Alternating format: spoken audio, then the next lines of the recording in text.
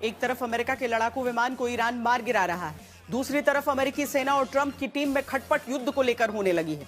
तीसरी बड़ी खबर इस वक्त बता दें जो अमेरिका में ट्रंप के लिए चुनौती भरी है, क्योंकि व्हाइट हाउस ने नए बजट प्रस्ताव में रक्षा के लिए $1.5 ट्रिलियन की मांग की है, जिसके लिए आंशिक रूप से घरेलू कार्यक्रमों में भारी कटौती की जाएगी, जिनमें से कुछ को प्रशासन ने फिजूल खर्ची बता दिया है। अमेरिका इस समय ईरान के साथ युद्ध में है और दुनिया भर में कई संघर्षों में उलझा हुआ है। ऐसे में व्हाइट हाउस ने आज कहा है कि वो कांग्रेस से 2027 के वित्तीय वर्ष के लिए रक्षा मद में लगभग $1.5 ट्रिलियन की मदद चाहता है। अगर यह प्रस्ताव लागू हो जाता है तो सैन्य खर्च का यह आधुनिक इतिहास में अब तक का सबसे ऊंचा स्तर होगा। $1.5 ट्रिलियन को भारतीय रुपए में बदलें तो 138 लाख करोड़ रुपए से भी ज्यादा होता है। यानी ट्रंप सरकार चाहती है कि उसे अब 2027 में युद्ध रक्षा के नाम पर 138 लाख करोड़ रुपए से ज्यादा का बजट मिले। खबर का एक एंगल यह भी है कि ट्रंप प्रशासन चाहता है कि डिफेंस बजट बढ़ाकर जलवायु, आवास, शिक्षा से जुड़े कई कार्यक्रम को खत्म करके $73 अरब की कटौती की जाए। यानी जलवायु, आवास, शिक्षा का पैसा ट्रंप प्रशासन चाहता है कि डिफेंस बजट के नाम पर दे दिया जाए, जिससे जो अमेरिका जगह जगह युद्ध में या तनाव में पैर फंसाए है उसे पैसा मिल सके।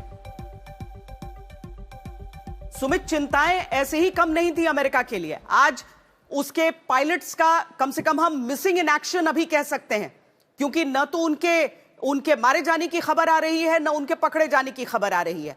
वहां पर जिस तरह की उथल पुथल वहां के रैंक्स में अमेरिका में है, वो अपनी तरफ। और अब अगर युद्ध के लिए इतनी बड़ी रकम की बात की जा रही है तो सीधी सी बात है कि अमेरिका इस युद्ध में बुरी तरीके से फंस गया है।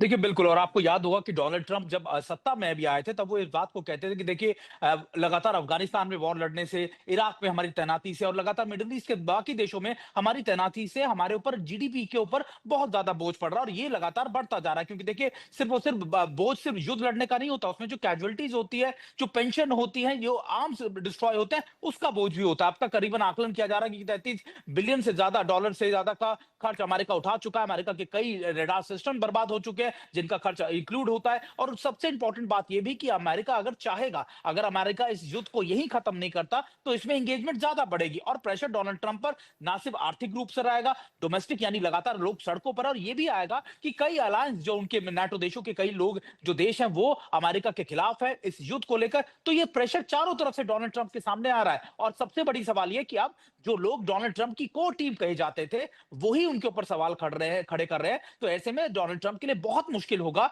इस युद्ध को लंबा चला पाना और यह भी कोशिश करना, जस्टिफाई करना कि आखिरकार अमेरिका इस युद्ध में गया तो गया क्यों।